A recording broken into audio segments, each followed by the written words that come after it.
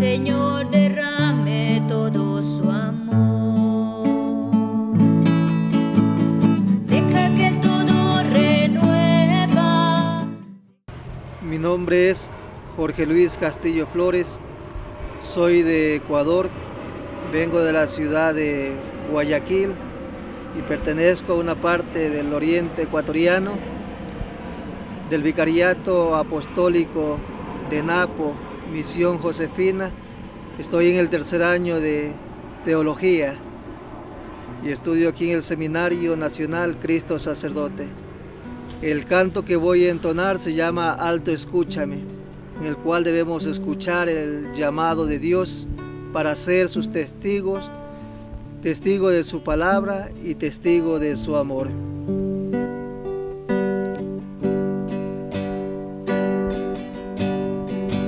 Alto escúchame, no sigas caminando más. Hoy quiero decirte lo que hizo Dios en mí. Tienes que aceptar que un día yo acepté al Señor. Soy un hombre nuevo y ahora vivo para Él. ¡Qué alegría es ser un testigo de Dios! Es sentirle con fe en el corazón. Y aunque todos me digan que eso no es verdad, yo lo siento en mi vida, aún más, mucho más. Dios te quiere a ti, eres importante para Él. Tienes que escucharlo y ahora mismo por la fe. Aunque tengas dudas, Él después te las aclarará. Deja el conformismo de este mundo y síguele. ¡Qué alegría es ser un testigo de Dios! Es sentirle por fe en el corazón.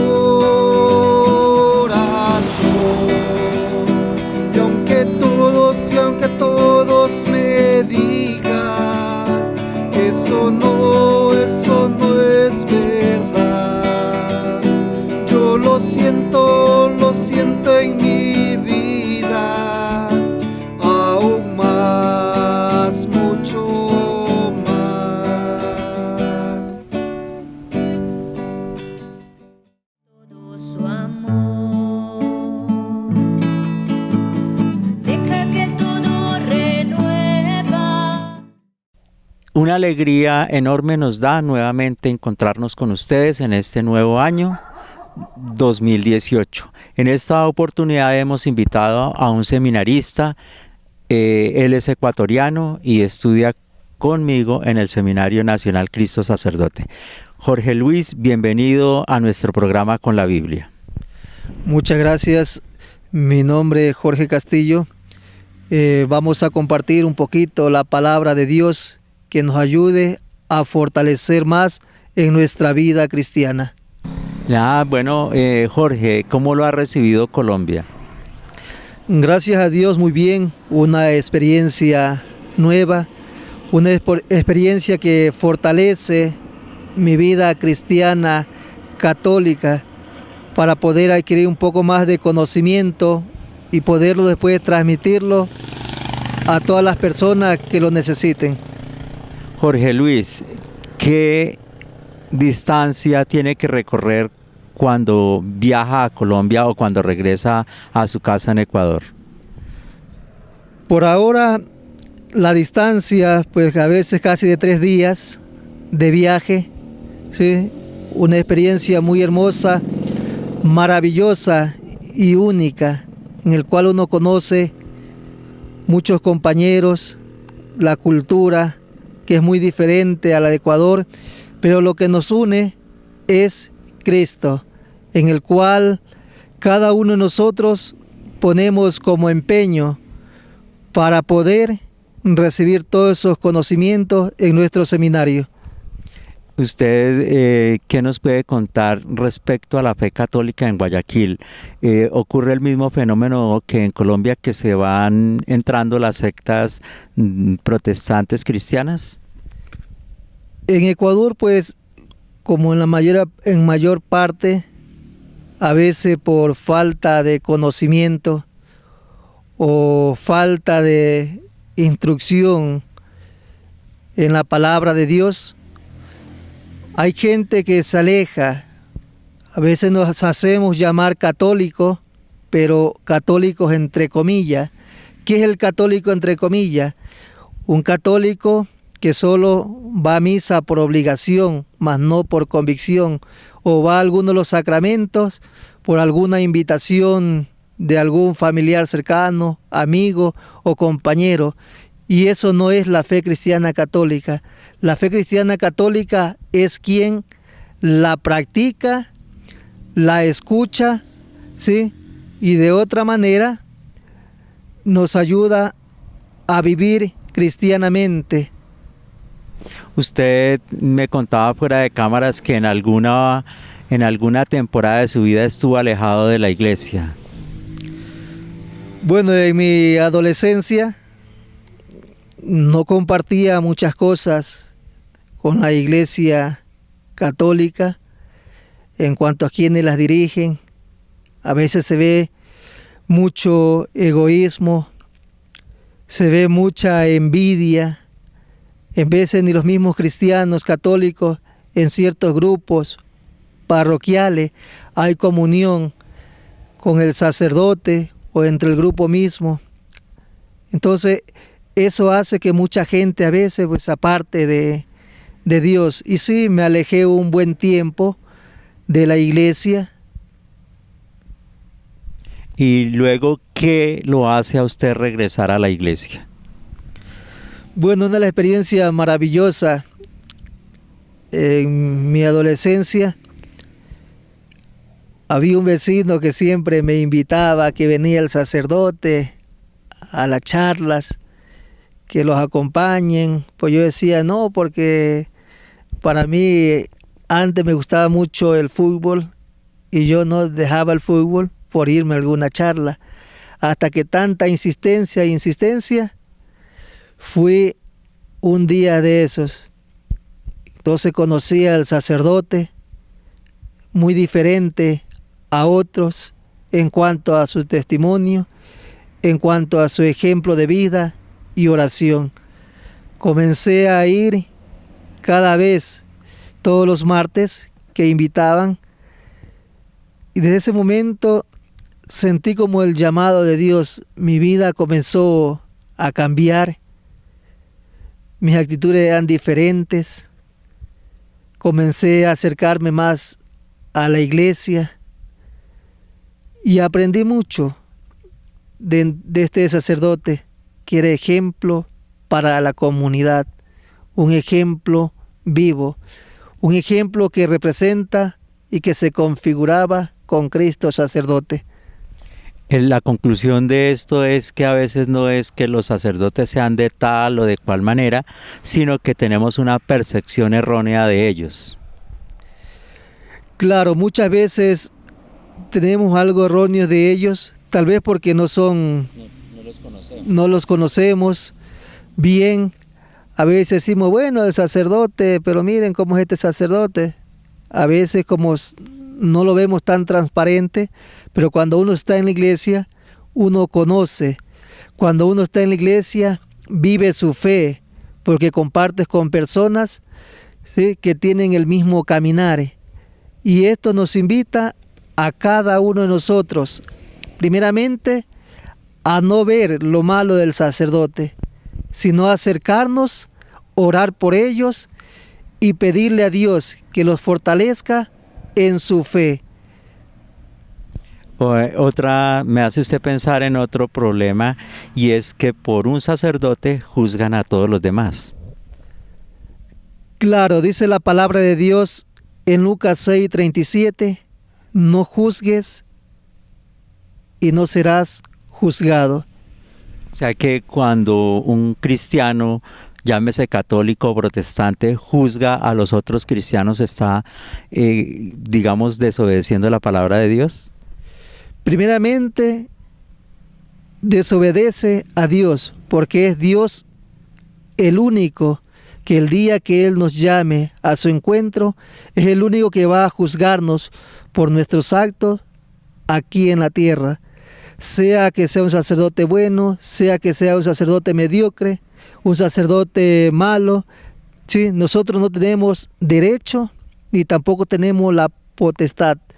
Esa potestad solo le corresponde solamente a Dios, que es el único que perdona, es el único que puede juzgarnos el día que Él nos llame para ver cuáles son las obras que nosotros hemos realizado aquí en este mundo. Usted, a raíz de toda esta situación, ¿en algún momento se sintió motivado a moverse de iglesia, a cambiarse a alguna secta protestante, a volverse ateo o a cualquier otro movimiento? No, católico he nacido y católico moriré. Es una de las cosas fundamentales que siempre he aprendido en los valores de mi familia. Para cambiarse de religión, sí, porque Cristo en sí no es religión. A Cristo de una otra manera hay que aceptarlo dentro de la vida, en la práctica de la palabra, en la sabiduría que la adquirimos a través de la palabra de Dios para ser sabios, en la creencia de la fe para ser salvo y en la práctica para algún día ser santos. ¿Estamos de acuerdo en que la iglesia que más se acerca a la práctica de la vida cristiana es la Iglesia Católica? Claro que sí. ¿Por qué? Porque la Iglesia Católica es la única iglesia que Jesucristo fundó. Y eso lo podemos constatar donde dice, yo te digo, tú eres Pedro, y sobre esta piedra edificaré la iglesia. Ni los poderes del infierno podrán prevalecer en ella. Entonces, la palabra en Mateo, sí, es bien clara, del 28, del 19 al 20. La palabra de Dios quiere transmitirnos que Jesucristo, ese es el único fundador de la Iglesia Católica. Y eso lo podemos comprobar ¿cómo? Primera, bíblicamente, a través de la palabra de Dios, e históricamente. Bíblicamente, a través de estas citas bíblicas, tenemos otra fundamental, que es cuando Jesús cambia el nombre a Simón. ¿Sí? Eso lo podemos constatar también en Juan capítulo 1, versículo 42. Le dice, ya no te llamarás Kefa, ¿sí? Ya no te llamarás Simón, Pedro, sino Kefa, que significa piedra, roca, peña. Entonces Pedro va a ser la piedra que va a cimentarse la iglesia. Jesús le da esa potestad, Jesús le da esa autoridad. Bien, vamos en un momento, seguiremos profundizando en esto de la iglesia, en esto de la Biblia, porque Jorge, usted me contaba que ha tenido una experiencia en algo que en la iglesia se llama la apologética. ¿Qué es la apologética? Bueno, yo tuve una experiencia después de haber vuelto a la iglesia. Experimenté con una comunidad, se llama Apóstol de la Palabra de México, con el padre Flaviano Amatuli Valente, una comunidad que llegó aquí a Ecuador y que todavía existe. Entonces pedían un año de servicio, que aprendamos verdaderamente a manejar la palabra de Dios, a comprender la Sagrada Escritura. Entonces, la apologética trata en qué? En defender la fe. ¿Defender la fe de quién? ¿En quién? En esos falsos maestros, en esos falsos profetas, que muchas veces, pues, ante ellos y ante nuestra sociedad, van de puerta en puerta, confunden a muchos católicos. Nosotros les llamamos, pues, hermanos separados, hermanos que han sido o pertenecieron a la Iglesia Católica y por algún resentimiento salieron y se alejaron de ella porque no tenían las bases sólidas. A veces decimos somos católicos, pero hay católicos de nombre, mas no practicantes. El buen católico, ¿qué hace? Es el que practica la palabra de Dios, ¿sí? Y la lleva y la hace suya dentro de su vida. Una pregunta, si usted me dice que son malos profetas, ¿podríamos decir que son malos evangelizadores? Cuando se habla de falsos predicadores, hago en referencia en que muchas veces se dice que la palabra de Dios, ¿sí?, nos dice que en 1 Timoteo, capítulo 6, versículo 10, dice que el dinero es la raíz de todos los males. Entonces, para muchos evangelizadores, ¿sí?, con sus falsas doctrinas, aunque prediquen a través de la palabra de Dios, es una doctrina ¿para qué? Para enriquecerse. Entonces, por eso yo digo que son falsos evangelizadores, falsos predicadores. ¿Por qué? Porque van poniendo o inculcando a la gente, por ejemplo, el diezmo, ¿sí? Y muchas veces van conquistando a católicos, van de puerta en puerta a sus casas para llevarlo a sus grupos. Entonces, ¿qué hizo Jesús? Jesús fundó una sola iglesia. No dijo Jesús vaya y cada cual funde su iglesia en cada una de sus casas. Entonces, ahí estamos hablando de una otra manera mal, porque Jesús quiere la unidad, mas no la dispersión. Y muchas veces, con esta unidad que no hay entre iglesias, ¿qué pasa? Muchas veces nuestros hermanos que son católicos, que tal vez no tienen un conocimiento, son sencillos, son humildes, son a quienes más ellos buscan, entonces los llevan a sus grupos para transmitirles la palabra de Dios. Entonces, esta palabra de Dios que ellos predican de una u otra manera, forma parte de la vida, sí, pero un verdadero cristiano, un verdadero predicador, ¿qué tiene que hacer? Predicar la palabra de Dios, mas no decir que la palabra de Dios no puede ser contradictoria en sentido. A veces se habla mal de las imágenes, a veces se habla mal de la iglesia, y un buen predicador habla bien, predica la palabra de Dios, mas no juzga. Bueno, entonces en este momento vamos a hacer una entrada a la parte más importante de nuestro programa, que es la lectura del Evangelio de este domingo.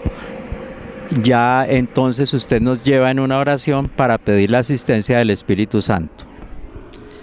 Vamos a pedir al Espíritu Santo que nos llene, que ilumine nuestra vida. El Señor Jesucristo, que prometió a los apóstoles el Espíritu Santo sobre cada uno de ellos, pidámosle también que a nosotros nos ilumine, nos fortalezca, nos dé ese don de la sabiduría para poder entender la palabra de Dios. Esa palabra de Dios que debe ser viva y eficaz, que debe penetrar en nuestros corazones y fortalecer nuestra vida cristiana. En este momento, entonces, queridos televidentes, los invito a tomar su Sagrada Biblia y ubicarse en el primer capítulo del Evangelio de San Marcos.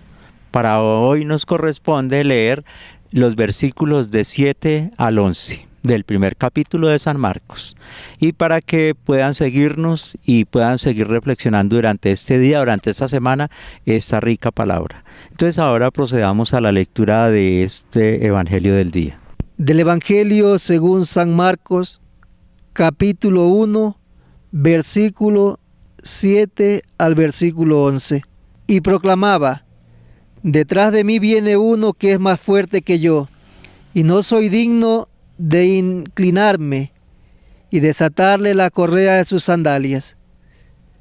Yo os he bautizado con agua, pero él os bautizará con el Espíritu Santo. Por aquel entonces vino Jesús desde Nazaret de Galilea y fue bautizado por Juan en el Jordán. En cuanto salió del agua, vio que los cielos se rasgaban y que el Espíritu, en forma de paloma, bajaba sobre él. Entonces se oyó una voz que venía de los cielos: Tú eres mi Hijo amado, en ti me complazco. Palabra del Señor. Gloria a ti, Señor Jesús. ¿Qué podemos decir de este rico evangelio? Por ejemplo, ¿quién proclamaba en este evangelio, quién estaba proclamando que detrás de mí viene uno que es superior a mí y que no soy digno de desatarle la correa de las sandalias? Quien proclamaba pues era Juan el Bautista, que era un profeta que anunciaba y denunciaba, anunciaba a Dios y denunciaba todo lo que ofende a Dios. ¿Por qué ese apelativo de Bautista? Bautista, porque él bautizaba con agua, pero él decía que venía otro más atrás, que iba a bautizar en el Espíritu Santo. Entonces, el bautismo de Juan es un bautismo de agua. ¿Qué significa el agua? Significa purificación, significa regeneración. Sí, este bautismo, complementando, era un bautismo de arrepentimiento de los pecados. Pero, ¿y este bautismo es muy distinto al que recibe Jesús o el que Jesús recibe este mismo bautismo? En primer lugar, pues Jesús no necesitaba bautizarse porque no tenía pecado. Jesús tampoco quería abolir la ley. Lo que quería hacer Jesús es cumplir con la ley judía, porque Jesús no tenía pecado y no tenía de qué arrepentirse. Entonces, el agua significa es purificación, a diferencia del bautismo, ¿sí?, que hoy en día recibimos los cristianos católicos, que es un bautismo en el Espíritu Santo. El Espíritu Santo, cuando habla la paloma, que simboliza al Espíritu Santo de Dios. También dentro de la iglesia hay algunos signos que también simbolizan este Espíritu Santo de Dios y nos ayuda para que podamos nosotros, primeramente, pertenecer a Dios, pertenecer a la iglesia, ser hijos adoptivos, ser templos del Espíritu Santo y herederos del reino de los cielos. En conclusión, entonces, el bautismo que recibió Jesús no es el mismo bautismo que Él instituyó para nosotros. En eso se confundirían muchas, digamos, denominaciones protestantes, ¿no? Hay que tener en cuenta dos cosas fundamentales, que dentro de la Sagrada Escritura tenemos el Antiguo Testamento y el Nuevo Testamento. El Antiguo Testamento hace prefiguración, ¿sí?, al pueblo judío. Y el Nuevo Testamento hace prefiguración, ¿sí?, al nuevo pueblo de Dios, que es la iglesia. Entonces es un bautismo muy diferente, pero se utiliza el agua como signo que da vida, el agua como signo que purifica y el agua es signo que regenera dentro de la iglesia. El bautismo cristiano tiene la diferencia de que es en el Espíritu, ¿no? Sí, el bautismo cristiano católico, como le llamamos, es un bautismo en el Espíritu Santo. El agua es solo un signo. Entonces el Espíritu Santo que nos fortalece, el Espíritu Santo que nos da sus dones de sabiduría, entendimiento, fortaleza, ciencia, temor de Dios, y nos da los frutos del Espíritu Santo también. Aquí también escuchamos que se abre el cielo, se rasga el cielo y hay una voz que dice: este es mi Hijo amado. Dios, Me complazco, ¿no? Dios de una u otra manera tiene la complacencia ¿en quién? En Jesús. Jesús es el Hijo de Dios y Jesús mismo dice: quien me ve a mí, ve al Padre.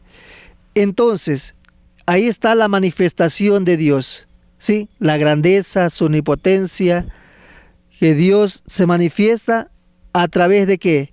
Envía el Espíritu Santo a través de la iglesia, que es una prefiguración.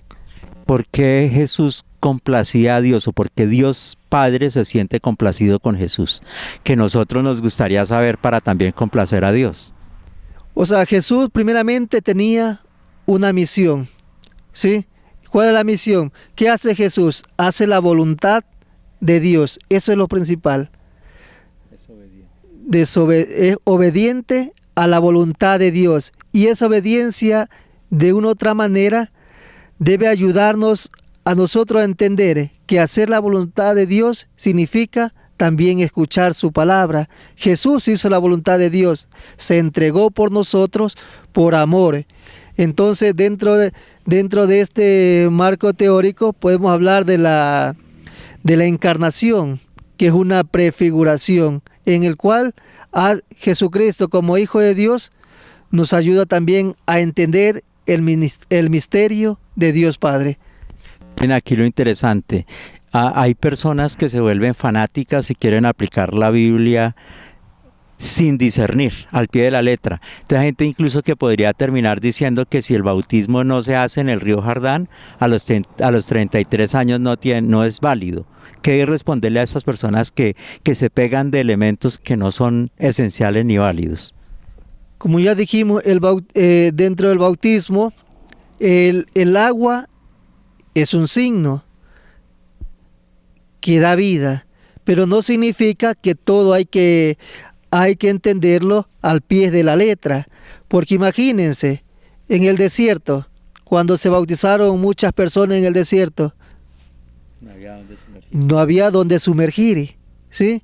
Entonces, ¿qué hace? El agua es un símbolo cristiano que nos ayuda ¿a qué? A regenerar nuestra vida, que limpia, que lava, que purifica.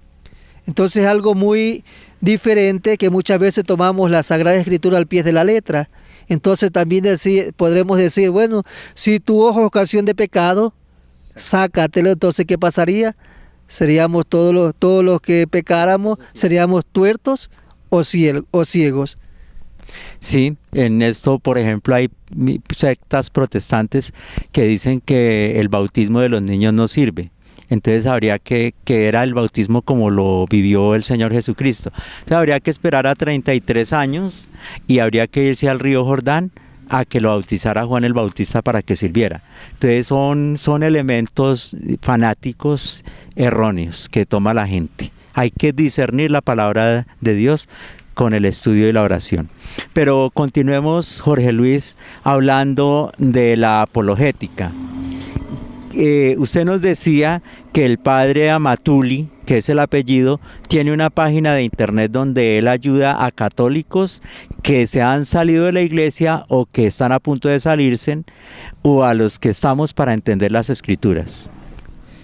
Bueno, este movimiento católico que está dentro de la iglesia, Misioneros Apóstoles de la Palabra, se centran en defender la fe, mas no como pelear ni discutir, sino hacer entender la palabra de Dios. Entonces, hay mucha gente que se les ha ayudado o no entienden los temas, por ejemplo, el fundamento de la iglesia, el término de ¿por qué católico? ¿Por qué nosotros llamamos católicos? Nos llamamos católicos porque en la Biblia, en Mateo 16, 18, dice, yo te digo, tú eres Pedro, y sobre esta piedra edificaré mi iglesia. Habla de iglesia. Entonces, hay gente que no sabe de dónde sale ese término católico, ¿sí? Y San Ignacio de Antioquía, en el año 110 después de Cristo, nos hace referencia a la cita bíblica de Marcos 16, 15, donde dice, vayan por todo el mundo y anuncien el evangelio a todos. Entonces, anuncio el evangelio significa, católico significa universal, ¿sí? Que universal, que la predicación no es solo para un grupo, sino es para todo el mundo. A veces hay temas sobre las imágenes. ¿Por qué las imágenes? ¿Por qué la Virgen María? Que María no es virgen. Entonces, un sinnúmero de dudas que tiene mucha gente y por falta de conocimiento a veces se cambian de religión. Bueno, entonces invitamos a nuestros queridos católicos a profundizar en la palabra de Dios, también a buscar los recursos que ofrece la Iglesia Católica en sus diferentes comunidades. Ya aprendimos algo nuevo, el movimiento misionero Apóstoles de la Palabra, que se encuentra en internet, y usted allí encuentra incluso en YouTube algunos ejemplos de conversaciones entre católicos y protestantes, donde el protestante argumenta unas cosas para sacarlo de la iglesia, pero el católico puede también estudiar y argumentar otras para no salirse. O sea que de usted depende su actitud frente a esta situación. Agradecemos a Jorge Luis por habernos acompañado. Despídase de nuestros queridos televidentes y hágales una invitación pues a profundizar en la palabra, en la verdad, a defender la verdadera fe. Bueno, muchas gracias en este compartir que hemos tenido. Dios es el mediador y Dios quiere que la iglesia sea en unidad, que no nos separemos de la oración, que es fundamental en la vida cristiana. Les invito pues a que la palabra de Dios habite en cada uno de sus corazones. ¿Pero cómo? 3 cosas fundamentales que ya había dicho. Primero, lee la palabra de Dios y serás sabio. Cree en la palabra de Dios y serás salvo. Practica la palabra de Dios para algún día llegar a ser santo. Todos estamos llamados a la santidad y la palabra de Dios es bien clara. Ser santo como vuestro Padre Celestial es santo. Muchas gracias y que Dios les bendiga. Bueno, agradecer al Canal de la Unión que nos presta este espacio, al Seminario Nacional Cristo Sacerdote. También agradecemos a don William Toro que hace la grabación y la edición de este programa. Y a cada uno de ustedes por encontrarnos en sus televisores cada domingo.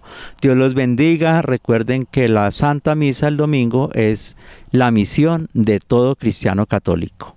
Buena semana, buen año. Todo su amor, deja que todo renueva.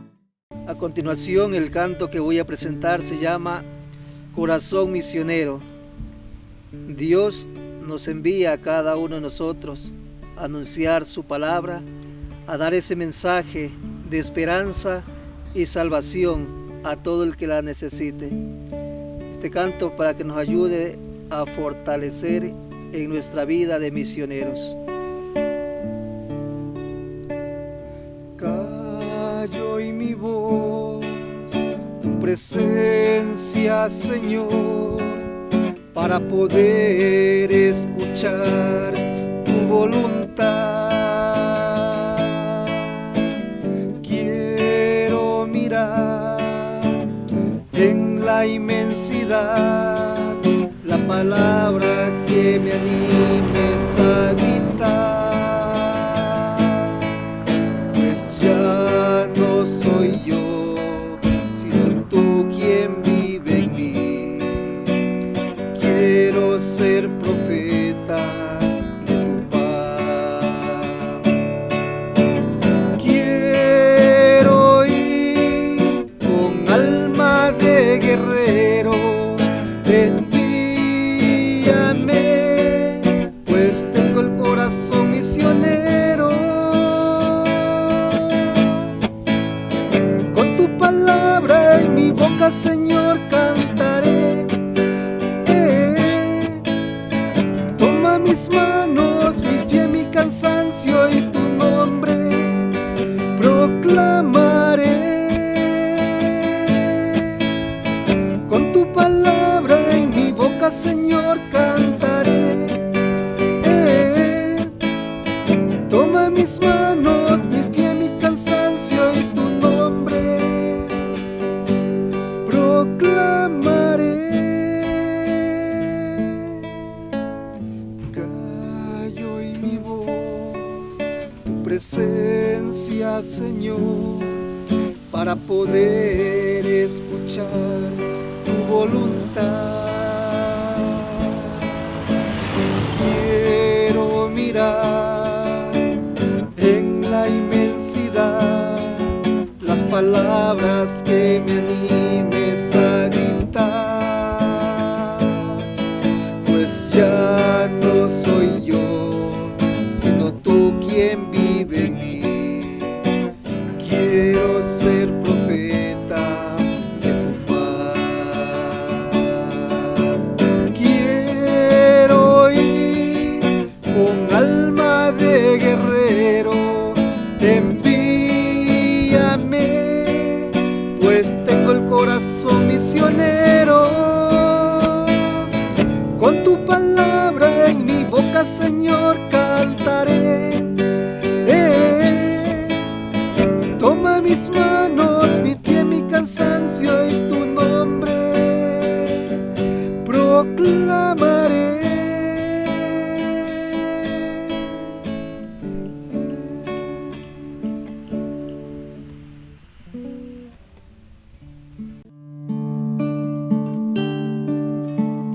Deja que el Señor te envuelva, deja que toque tu puerta, deja que el Señor derrame todo su amor. Deja que todo renueva, deja que sea. Deja que el Señor te envuelva, deja que toque tu puerta, deja que el Señor